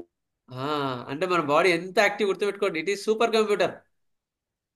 ఏది కూడా ఇంత ఫాస్ట్గా ఉండదు, గుర్తుపెట్టుకోండి. దాన్ని పాలు చెప్పుకోవచ్చు సార్ అన్నేచర్గా వెళ్ళి. అది నా ఉద్దేశం. సార్ చెప్పండి. సార్ చెప్తున్నారు సార్, ఇప్పుడు ఈ రెండు సిస్టమ్స్ కూడా యూని డైరెక్షనల్ సార్? కాదు, ఆపోజిట్ డైరెక్షన్స్. సెన్సరీ అంటే అదే అంటే అంటే అంటే ఇదొక డైరెక్షన్ లో పనిచేస్తుంది, అదొక డైరెక్షన్ లో పనిచేస్తుంది, అంతేనా? అంతే. సెన్సరీ సిస్టమ్ అంటేనేమో స్కిన్ నుంచి బ్రెయిన్ కి వెళ్తాయి. మోటార్ సిస్టమ్ అంటే బ్రెయిన్ నుంచి కిందికి వస్తాయి. మళ్ళీ బ్రెయిన్ లో చాలా ఉంటాయి, సెన్సరీ ఏరియా, మోటార్ ఏరియా, అవన్నీ ఉంటాయి. ఇక అవన్నీ కన్ఫ్యూజ్ చేయండి మిమ్మల్ని అవన్నీ చెప్పి. ఓకే, జస్ట్ మీకు ఒక ఇంట్రడక్షన్ చెప్తాను. సెన్సరీ సిస్టమ్ అంటే ఏంటి, మోటార్ సిస్టమ్ అంటే ఏంటి అని ఒక ఐడియా చెప్పాను. సెన్సరీ సిస్టమ్ అంటే చుట్టూతో ఉండే వాటిని గ్రహిస్తుంది. మోటార్ సిస్టమ్ అదే అంటే ఇప్పుడు అది గ్రహించిన దాన్ని ఇప్పుడు యాక్చువల్ గా బ్రెయిన్ ని పంపించడం అనేది ఒక డైరెక్షన్ లో ఉంటుంది, అంతే. అంతే. మళ్ళీ దానికి ఆన్సర్ ఏ డైరెక్షన్ లో పంపించాలంటే ఆ డైరెక్షన్ లో పంపిస్తుంది. ఇప్పుడు మీరు చెప్పింది నేను వింటున్నాను, చెవి ద్వారా బ్రెయిన్కి వెళ్ళింది, దానికి ఆన్సర్ చెవి చెప్పలేదు కదా, అవునా లేదా? అప్పుడు ఏం చేయాలి, నాలుగకి పంపించింది, నువ్వు చెప్పు అని ఆన్సర్. అర్థమైందా? ఇది వేరే డైరెక్షన్, ఇది వేరే డైరెక్షన్, అవునా లేదా? యాక్షన్ అంటే ఒక మన యాక్షన్ రియాక్షన్ అనుకోవచ్చు సార్ వీటిని? కాదు, యాక్షన్ రియాక్షన్ వేరు. మళ్ళీ చర్య అంటే opposite direction with same force and response అనుకోవచ్చు కదా సార్? ఇట్ ఈస్ రెస్పాన్స్, అంతే. Response sir. అదే సెన్సరీకి రెస్పాన్స్ అనేది మోటార్ సిస్టమ్, అంతే. It is responding towards. ఏరా రెస్పాన్స్ ఇవ్వవా, ఇంత మాట్లాడుతున్నాను అంటాం అంటే అర్థమైంది, ఇంత మాట్లాడుతున్నా నువ్వేం మాట్లాడట్లేదు అని, రెస్పాన్స్ ఇవ్వట్లేదు అంటే మోటార్ అక్కడ నుంచి కదలలేదు. ఇచ్చేమైనా మన మోటార్ పనిచేస్తుంది, వాడి సెన్సరీ పనిచేస్తుంది, కానీ వాడి మోటార్ పనిచేయట్లేదని. ఓకేనా? Okay sir. అదే సార్, విల్ గో ఫర్దర్. అయితే మోటార్ డెవలప్మెంట్ అనేది ఇన్ఫాంట్లో ఎట్లా ఉంటుంది, what is the normal infant, abnormal infant తర్వాత చెప్తాను. ముందు నార్మల్ ఇన్ఫాంట్ అంటే ఏంటి, వాళ్ళు చాలా మంది పిల్లలు తీసుకొని వస్తున్నారు, సార్ మా పిల్లోడు బాగానే ఉన్నాడా చెప్పండి సార్ అని వస్తుంటారు, అవునా లేదా? అలాంటి వాళ్ళకి చూద్దాం. మోటార్ డెవలప్మెంట్ 3rd మంత్లో వచ్చేవరకు నెక్ హోల్డింగ్ రావాలి. 3 months దాటిన తర్వాత కూడా నెక్ హోల్డింగ్ రాకపోతే అబ్నార్మల్సీ. అంటే ఇది తలని నిలబెట్టడం. చాలా మంది తలలు ఒకసారి భయపడుతుంటారు, సార్ మా వాడికి 4 months దాటింది, 5 months దాటింది, ఇంకా తల నిలబెట్టడం లేదు అంటారు. తల నిలబెట్టడం అంటే తల్లు తెలుసు చాలా మటుకు. తల నిలబెట్టడం అంటే ఇప్పుడు నా మెడ మీద తల నిలబెట్టిందా లేదా, దాన్ని నెక్ హోల్డింగ్ అంటారు. అయిన తర్వాత నువ్వు నెక్ హోల్డింగ్ అని పిల్లల్ని ఎత్తుకున్నావు అనుకో, మామూలుగా చిన్నపిల్లల్ని ఎట్లా ఎత్తుకుంటారో తెలుసు కదా మీకు? ఎట్లా ఎత్తుకుంటాం మామూలుగా చెంటి పిల్లల్ని ఎత్తుకునేటప్పుడు? మెడ మెడ మీద కింద చేయి చేయి పెట్టేసి సపోర్ట్ గా సార్. ఇట్లా ఇట్లా కదా, మెడ కింద చేయి పెట్టేసి మెడ కింద చేతి పెట్టి తల కూడా సపోర్ట్ చేసి ఎత్తుకుంటాం. ఎందుకు ఎత్తుకుంటాం అట్లా? ఎందుకు ఎట్లా ఎత్తుకుంటాం చెప్పండి? మెడ మెడకి మెడ నిలబెట్టే నిలబడదు కదా సార్, కెపాసిటీ అప్పుడు లేదు దాకా మెడ వాళ్ళకి నెక్ హోల్డింగ్ రాలేదు అని అర్థమైందా? వాళ్ళకి నెక్ హోల్డింగ్ ఇంకా రానందుకు మేము అట్లా తీసుకుంటాం. అదే 6 months 7 months పిల్లలకి అంత అక్కర్లేదు. ఇట్లా ఎత్తుకుంటే మీకు మెడ తల అట్లా అదే డైరెక్షన్ వచ్చేస్తుంది, కొంచెం ఇట్లా వచ్చేది వచ్చేస్తుంది. అంటే వాళ్ళకేంటి నెక్ హోల్డింగ్ వచ్చింది వాళ్ళకి, అర్థమైందా? అందుకని పిల్లల్ని నెక్ హోల్డింగ్ రాలేదంటే తల్లుని ఎట్లా ఎగ్జామ్ చేసింది తెలుసా? పడుకోబెట్టి 2 చేతులతో ఇట్లా ఎత్తుతాం పిల్లల్ని. ఎత్తినప్పుడు ఏమవుద్ది? తల ఇట్లా పడిపోతుంది, తొడ కూడా కాడబడ్డట్టు పడిపోతుంది, మెడ మాత్రం వస్తుంటుంది, ఈ మొండె వస్తుంటుంది, తల మాత్రం ఇట్లా పడిపోయింది. So it is abnormal child. Neck holding రాలేదు, 6 months అయింది, 1 year అయింది, ఇంకా రాలేదు. అంటే there is something problem with the neck holding. అది మళ్ళీ ఏంటి, దాని ఎవాల్యుయేషన్ ఎట్లా, డైరెక్షన్ మళ్ళీ it is different matter. Just neck holding అంటే ఏంటని మీకు చెప్తున్నా.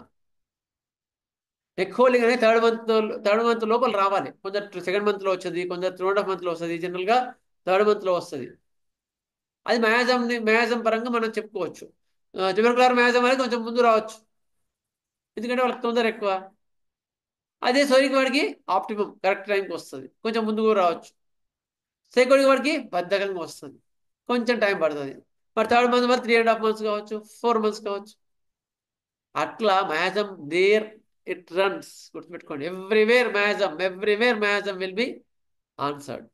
అట్లా నెక్ హోల్డింగ్ అనేది 3rd month లోపల రావాలి. Is it clear now? Neck holding అయిపోయింది కదా, ఓకేనా? Okay sir. Clear sir. Okay sir. Neck holding రాలేదంటే మనం చూసుకోవాలి. సిమ్టమ్స్ అన్ని ఎక్కడి నుంచి గ్యాదర్ చేయాలా? ప్రెగ్నెన్సీ నుంచి గ్యాదర్ చేయాలి. ప్రెగ్నెన్సీలో ఏం టెన్షన్స్ ఉన్నాయి, ఏం ఆలోచనలు ఉన్నాయి, వాడికి మదర్కి గౌరవం ఎక్కడ పోయింది, ఇవన్నీ కూడా గమనించాలి. జనరల్గా కొందరు ఏం చేస్తుంటారు, ఊగబడి మన పిల్లని పాపం తీరుతుంటారు బాగా. ప్రెగ్నెన్సీలో కూడా విలువ ఇవ్వరు, మొత్తం విలువ ఇవ్వడం దేవుడు ఎరుగు. తాగొచ్చి తందనాలని భార్యకి గర్భంలో ఉన్నప్పుడు కూడా విలువ ఇవ్వరు. అప్పుడు నెక్ హోల్డింగ్ రాదు. ఎందుకు? గౌరవం లేదు, పడిపోయింది, తల పడిపోయింది. అలాంటి కేసులో అలాంటి హిస్టరీస్ చూసుకోవాలి. అర్థమైందా? తల్లి ఎక్కడ బాధపడింది, దాన్ని బట్టి ఆమె రియాక్షన్ ఎట్లా ఉంది అమ్మ అడగాలి. నీకేమనిపించింది అంటే, ఏం చేస్తాం సార్, మా ఆయన రోజు ఆవచ్చి తీరుతూ ఉంటాడు, ఫస్ట్ కొన్ని రోజులు బాధపడిన తర్వాత ఏం పెద్ద అంతే ఏదైనా వదిలేమని అంటే, దానికి కంటెంటెడ్ తృప్తిగా ఉంది, అది ఆమె రియాక్షన్. ఒక ఆమె ఏం చేసేది, నువ్వు ఎట్లా తాగుతావు అని రోజు కొట్లాడేది, ప్రెగ్నెన్సీలో కూడా కొట్లాడేది భర్తతో, వాని ప్రాణం తీసేది కొట్లాడి.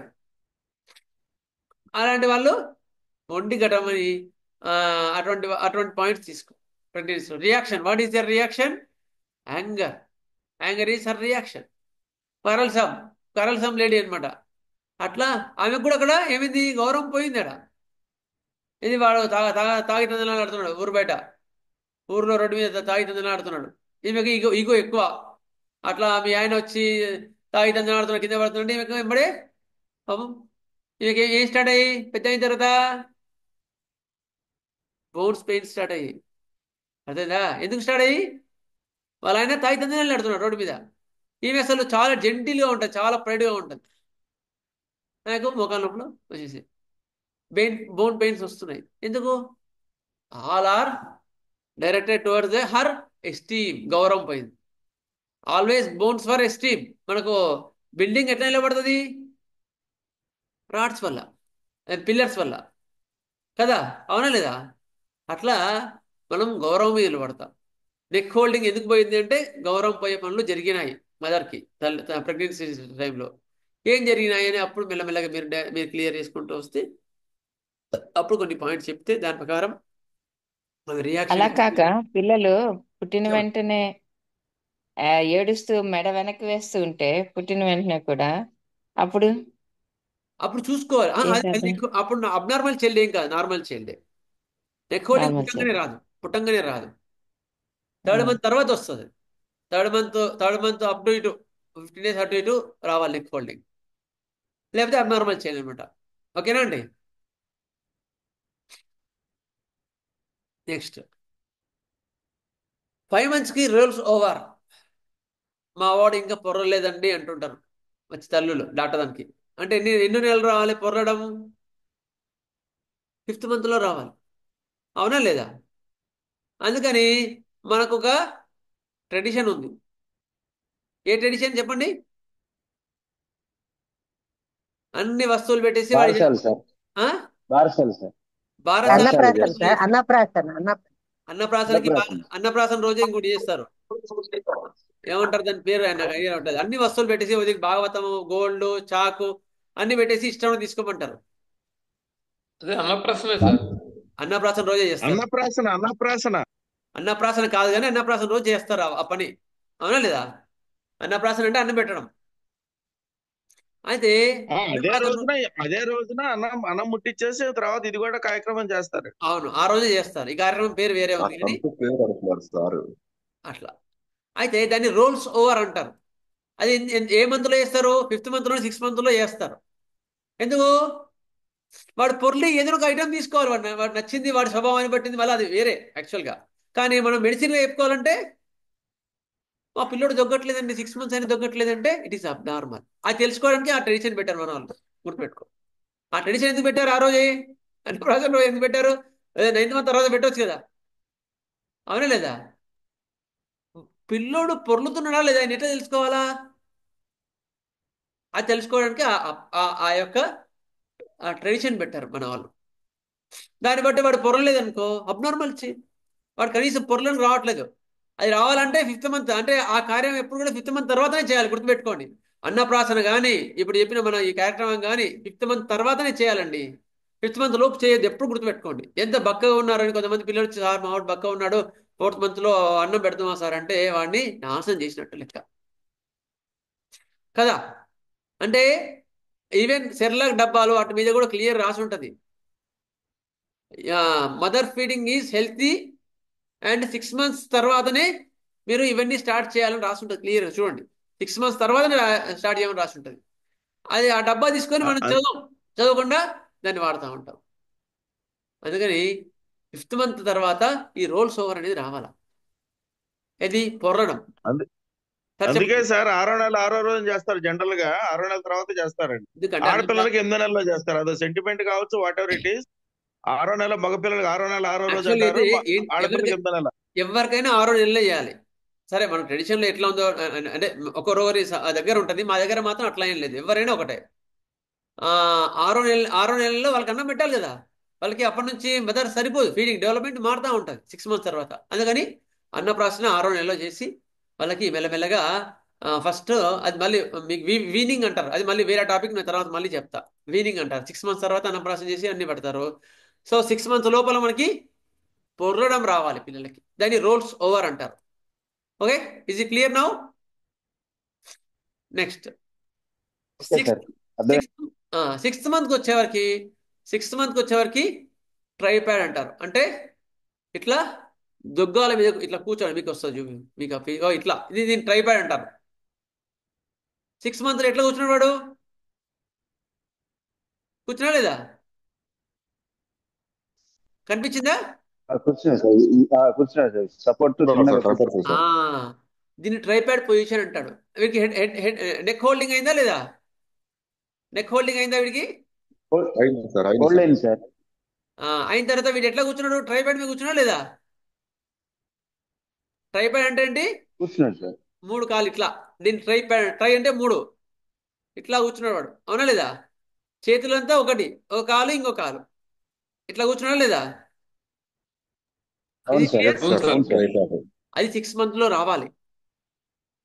7 month తర్వాత కూడా రాలేదంటే there is some abnormality in the children. అది మీరు గమనించగలగాలి యాజ్ ఎ డాక్టర్గా.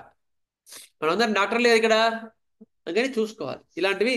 వెదర్ అబ్నార్మల్ చైల్డ్, ఎందుకంటే మదర్ యొక్క ఎంతూజియాజం బట్టి ముందే తీసుకొస్తారు. సార్ 5 months అయింది, మా వాడు ఇంకా కూర్చోవట్లేదు సార్ అంటారు. అంటే కాదమ్మా, కొంచెం వెయిట్ చేయమ్మా, ఇంకో 1-2 months పర్వాలేదని చెప్పాలి. 7 month అన్న తర్వాత కూడా అప్పుడు కాదంటే అప్పుడు అబ్నార్మల్ చైల్డ్. 6th monthలో వచ్చేది tripod position, sitting on the tripod position అనేది రావాలి. ఓకే, ఇది క్లియర్. నెక్స్ట్ 9th monthకి వచ్చేవరకు స్టాండ్స్ ఆన్ హోల్డింగ్. మనం ఇట్లా చేతు ఇట్లా ఒక వేలు పట్టుకుంటే పిల్లలు మనం నిలబెట్టి ఓ ఏళ్ళతో పెట్టుకుంటే నిలబడతారు, వాళ్ళతో వాళ్ళు నిలబడరు, గుర్తుపెట్టుకోండి. మనము ఇట్లా పట్టుకుంటే వాళ్ళు ఒక వేలు ఇట్లా చూపిస్తే ఆ వేలు పట్టుకొని నిలబడుకుంటూ మన వెంబడి వస్తారు. అదే దాన్ని రావడం రాదు, నిలబడతారు. 9th monthకి వచ్చేవరకు స్టాండ్స్ ఆన్ హోల్డింగ్ అంటారు దాన్ని. మనం ఒక వేలు చూపిస్తే ఆ వేలు పట్టుకొని నిలబడతారు పిల్లలు. అది 9th monthలో రావాలి. ఇవన్నీ మనం క్లినిక్లో పెట్టుకోవాలి, పెట్టుకుంటే మనకి ఈజీ. నెక్స్ట్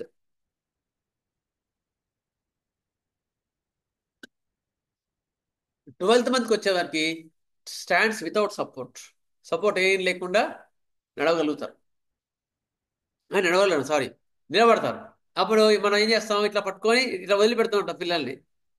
అది 9th month, 10th month, 11th month, 12th monthలోనే చేయాలా, ముందే చేయదు, కింద పడతారు పాపం. అందుకే 9th monthలోనూ stands with the support.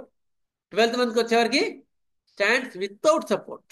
12th month వరకు వాడేం సపోర్ట్ లేకుండా కూడా నిలబడగలరు. దీన్ని ఈజ్ ద నార్మల్ చైల్డ్, గుర్తుపెట్టుకోండి.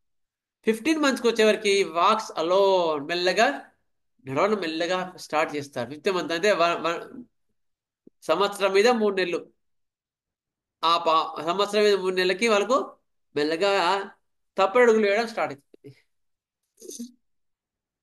తప్పడుగులు ఎప్పుడు వేస్తారు, నెల మీద 3 నెలలకి, 15 నెలలకి తప్పడుగులు వేయడం స్టార్ట్ చేస్తారు. సంవత్సరం మీద 3 నెలలు, సారీ. నెక్స్ట్ 18 monthsకి మెల్లగా మెల్లగా రన్ చేస్తారు. పరిగెట్టడం, ఫాస్ట్ పరిగెట్టడం కాదు, కొంచెం ఫాస్ట్ నడుస్తారు. దాన్ని రన్నింగ్ అంటారు. 18 monthsకి వచ్చేవరకు రన్నింగ్ అంటారు. రన్నింగ్ అంటే మెల్లగా కొంచెం ఫాస్ట్ నడుస్తారు. 1.5 yearకి. ఒక ఆమె వచ్చింది, సార్ పక్కింట్లో పిల్లోడు, వాడికి 11 months వచ్చినాయి, అప్పుడే పరిగెడుతున్నాడు సార్, మా వాడు ఏం నడవట్లేదు సార్, మా వాడికి ఆల్రెడీ ఇప్పుడు 15 నెలలు సార్ అని వచ్చింది. మరి ఏం చేయాలా? అప్పుడు మనకి ఏం ఆన్సర్ ఇవ్వాలి చెప్పండి, ఆమెకి మీరే చెప్పండి. 15-16 నెలలు వచ్చాయి, మా వాడేమో లేచి నడవట్లేదు, పక్కింటో పిల్లోడేమో 11 months ఉంది, వాళ్ళు ఆల్రెడీ పరిగెడుతున్నారు సార్, మా వాడు ఏమైనా అబ్నార్మలా సార్ అని వచ్చారు. మనం ఏం చెప్పాలో వాళ్ళకి వెయిట్ చేయాలి, వెయిట్ చేయాలమ్మా, ఇంకా 18 months అవ్వలేదు కదండి, 18 months తర్వాత చూడండి అని చెప్పి వెయిట్ చేయమని చెప్పాలి. ఓకే, మనం ఏం అనాలిసిస్ చేసుకోవాలి హోమియో డాక్టర్గా? అవతల వాడు అబ్జర్వర్ అనుకోవాలి. కరెక్ట్ గానే వాళ్ళ పిల్లల్లో ట్యూబర్కులర్ మ్యాజం బాగా రన్ అవుతుంది, అందుకని 11 monthsకే రన్ అవుతున్నాడు. అంటే ప్రిమెచ్యూర్ అంటారు దాన్ని. ప్రిమెచ్యూర్ అనే రూబ్రిక్ కూడా ఉంటుంది, చూసుకోండి. దాన్ని ప్రిమెచ్యూర్ అనే రూబ్రిక్ ఉంటుంది. అంటే వాడు అబ్నార్మల్ చైల్డ్, ప్రిమెచ్యూర్ చైల్డ్ అనమాట. అంటే మెచ్యూర్ కన్నా ముందే వాడు మెచ్యూర్ అయిపోతాడు. కొందరు పిల్లల్ని చూస్తుంటాం మనం, వాట్సాప్లో వాటిలో వస్తుంది, వాడు చిన్నప్పుడు వాడు పెద్ద పెద్దవన్నీ చేస్తుంటాడు. ఇది ప్రిమెచ్యూర్. మ్యాజం రన్ అవుతుంది అనమాట. మ్యాజం చెడ్డదా మంచిదా అని కాదు ఇక్కడ ఉద్దేశం, ఎలాంటిదని తెలుసుకోవడం అంతే, అర్థమైందా? అందుకని ట్యూబర్కులర్ మ్యాజంలో వాళ్ళు ఏం చేస్తారు, వాళ్ళకి 10 నెలల వరకు కూడా ఆగరు, 36 months వరకు ఆగాలి కదా, 36 weeks వరకు ఆగరు, ముందే వస్తారు.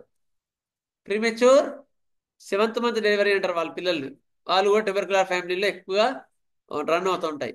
అట్లాంటివన్నీ మనం మ్యాజంని తెలియజేస్తాం. ఓకేనా?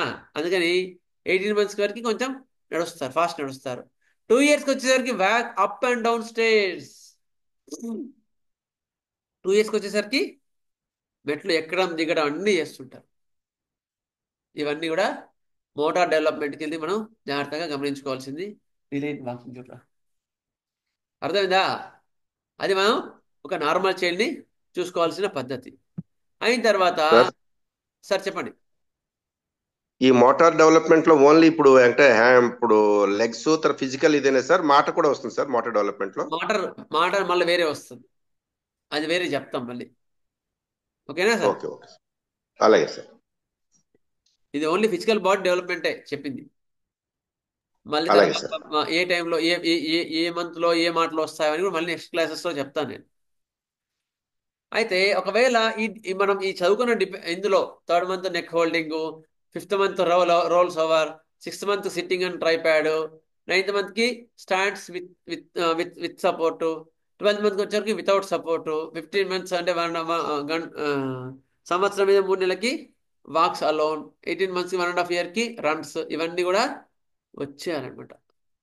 అయిన తర్వాత ఒకవేళ డిలే అయింది అనుకోండి నడక, అప్పుడు మనకి ఏ రెమెడీస్ ఐడియా రావాలి. నెక్ హోల్డింగ్ లేట్ అయింది, లేకపోతే రోల్స్ ఓవర్ ఇది లేట్ అయింది, అప్పుడు ఇలాంటివన్నీ యాక్చువల్ ప్రెగ్నెన్సీలో తీసుకొని దాని సిమ్టమ్స్ అని తీసుకోవడం ఇవ్వడమే కరెక్ట్.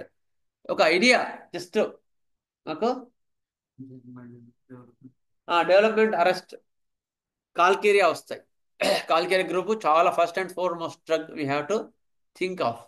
యాక్చువల్గా ప్రెగ్నెన్సీలో సిమ్టమ్సే అల్టిమేట్.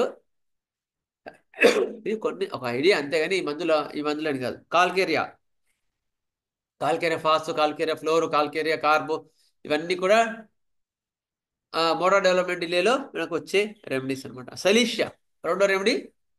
సైలీషియా కూడా చాలా important remedy. Motor development delay అయితే ఎస్టీమ్ అన్నాం కదా, ఎస్టీమ్ అంటే గౌరవం. సైలీషియాలో ఈగోటిజం ఎక్కువ ఉంటుంది. ఎదుటి వాళ్ళు నా గురించి ఏమనుకుంటున్నారనే ఫీలింగ్ చాలా ఎక్కువ సైలీషియాలో. ఇమేజ్ కాన్షియస్ ఎక్కువ, అందుకని వాడు నన్ను చూసి నవ్వాలనుకుంటాడు. అర్థమైందా?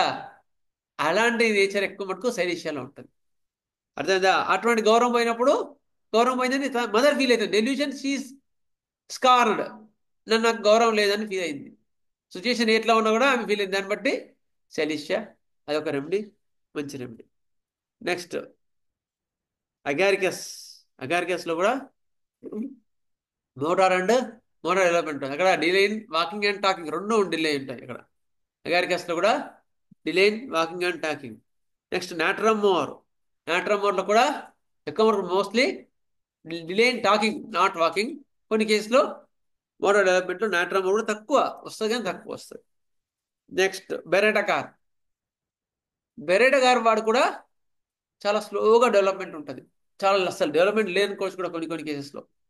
అర్థమైందా? అలాంటి వాళ్ళకు కూడా మనం డ్వార్ఫిజం అంటారు, లేకపోతే కొన్ని మంగోలియన్ ఫేస్లు ఉంటాయి. అలాంటి వాటిలో కూడా మనం అడ్వాన్స్ స్టేజ్ డెవలప్మెంట్ లేదంటే బెరెటాగా ఏమైనా ఆలోచించవచ్చు. It is also one of the first remedy to be thought of. అయితే అది మనం బెరెటా గారు కూడా చూసుకోవాలి. బెరెటా కార్బనే కాదు, బెరెటా అన్ని ఎవ్రీథింగ్ బెరెటా చూసుకోవాలి. Next phosphorus also very important remedy. Mother చాలా మైల్డ్గా ఉంటుంది, పాపం చాలా ఎఫెక్షనెట్ ఉంది. ఆమె ప్రేమ కోరుకుంటుంది. అయితే ఆ భర్త ప్రేమ ఇవ్వడు. వాడు ఎప్పుడు మెకానికలే, వాడు అనగాడియం, వాడి పని వాడే. వాడికి భార్య సుఖం కావాలి అంతేగాని భార్య ప్రేమ అక్కర్లేదు వాడికి. అర్థమైందా? అనగాడియం అలాంటి వాళ్ళు ఉంటారు. అయిన తర్వాత అలాంటి వాళ్ళకి వాడు ఫాస్ఫరస్ మదర్ అనుకో, పాపం పిల్లలకి కూడా అలాంటి ప్రాబ్లమ్సే వస్తాయి. వాళ్ళకి డెవలప్మెంట్ అరెస్ట్ అయిపోతుంది. ఇలాంటివన్నీ కూడా మనం గమనించుకోవాలి. ఇంకా చాలా ఉన్నాయి, ఇక్కడికి ఆపేద్దాం. ఎవరికి డౌట్ ఉంటే అడగండి. ఒక 1-2 minutes ఉంది.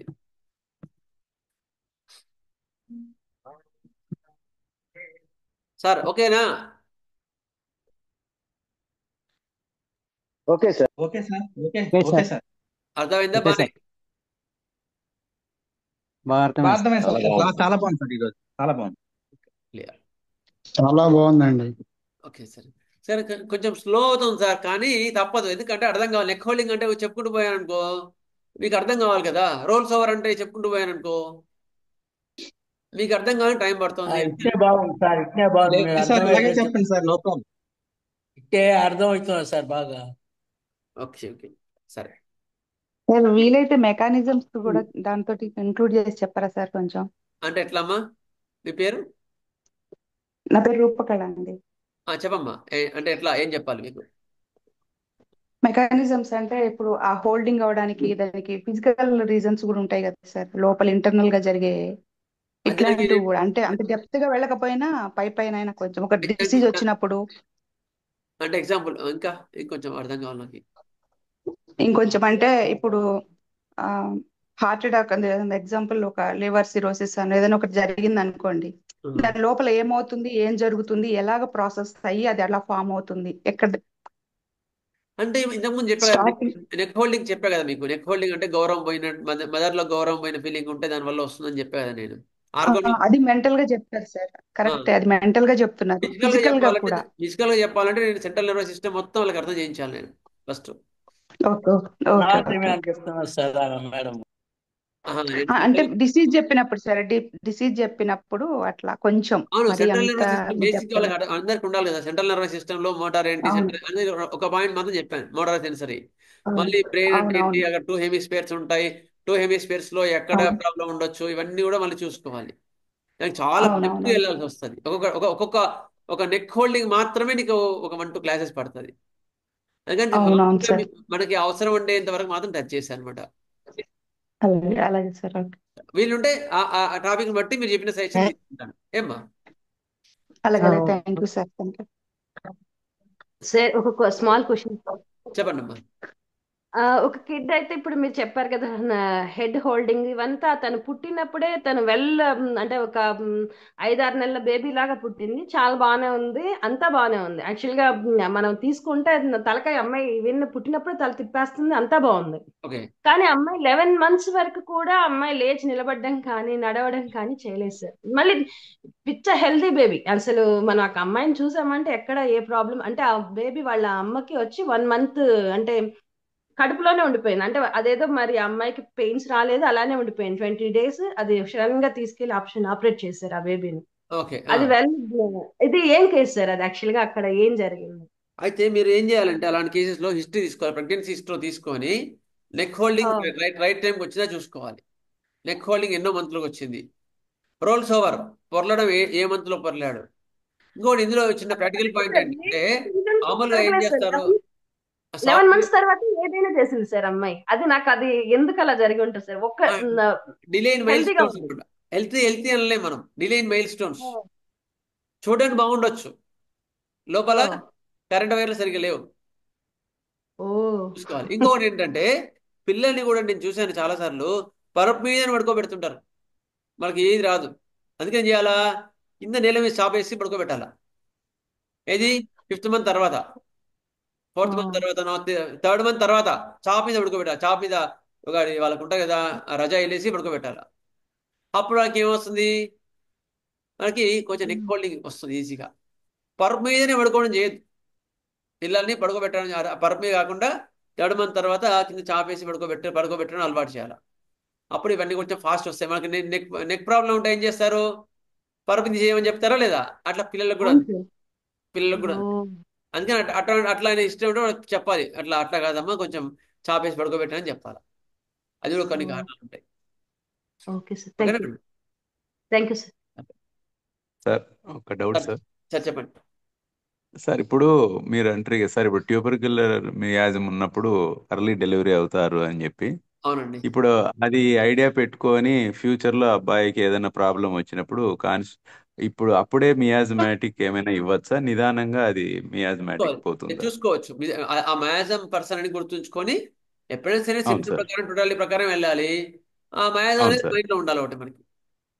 Okay sir. ఎందుకంటే డిసీజెస్ అన్ని కూడా వాడికి ఆ లెవెల్లో రన్ అవుతుంటాయి. ఇప్పుడు ఒకడికి కింద పడ్డాడు అనుకో, జస్ట్ ఊరికి రాసుకుపోతుంది. ఇంకోటి చిన్న ఊరికి కింద పడ్డా కూడా ఫ్రాక్చర్ అవుతుంది. ఎందుకు? ఇద్దరు పడ్డారు పిల్లలు, ఒకటే లెవెల్లో పడ్డారు, అవును ఒకటే సార్. ఫోర్త్ పడ్డారు, ఒకటేమో గీసుకుపోయింది అంతే, ఇంకోటికి ఫ్రాక్చర్ అయింది. ఎందుకు? ఫ్రాక్చర్ అయింది. వాడికి తేడా ఉంటుంది, వాడికి బోన్స్ ఇవి తేడా ఉంటాయి కదా సార్, మియాజమాటిక్ తేడా ఉంటుంది. కింద పడి రాసుకుపోయిన వాడికి సోరా, సోరా. అవును సార్. కింద పడగానే వీడికి ఫ్రాక్చర్ సిఫిలిటిక్ అయిందంటే వీడికి సివిలిటిక్ మ్యాసం రన్ అవుతుంది. సిఫిలిటిక్ వచ్చి ఉంటుంది. Okay sir. అట్లా అలాంటి వాటికి మనకు చాలా ఉపయోగపడతాయి మ్యాసమ్స్. అంటే అప్పుడు వెంటనే ఒకవేళ ఇయ్యాల్సి వస్తే తల్లికి ఏమైనా ఇవ్వచ్చా సార్, లాక్టేషన్ పీరియడ్ లో అప్పుడు ఏమన్నా అట్లా ఏం లేదా? అంటే అర్థం కాలే. తల్లికి అంటే మందు ఏమైనా ఇవ్వాల్సి వస్తే అబ్బాయికి బేబీకి ఇవ్వచ్చు, లాక్టేషన్ బేబీకి ఇవ్వచ్చు, ఇవ్వచ్చు. బేబీకి ఇవ్వచ్చు. ఓకే. మదర్ మిల్క్ ఓకే తో పాటు సార్. ఇవ్వచ్చు. Okay sir. మదర్ మిల్క్ లో మెడిసిన్ ఒక చుక్కనో లేకపోతే ఒక డోసు అందులో కలిపేసి ఇవ్వమని చెప్పాలి. ఇవ్వాలి. Okay sir. Thank you sir. స్వస్తి ప్రజాభ్యः పరిపాలయంతాం న్యాయేన మార్గేణ మహీం మహీషా గోబ్రాహ్మణేభ్యः శుభమస్తు నిత్యం లోకాः సమస్తాः సుఖినో భవంతు లోకాः సమస్తాः సుఖినో భవంతు లోకాः సమస్తాः సుఖినో భవంతు. ఓం శాంతి శాంతి. జై శ్రీరామ్. జై హింద్. నెక్స్ట్ క్లాస్ మోస్ట్లీ వినేసా తీసుకుంటాం. Thank you sir. Thank you. Thank you sir. Thank you sir. నమస్తే మేస్టర్. సార్ నమస్తే వాసుదేవ్, ధన్యవాదాలు.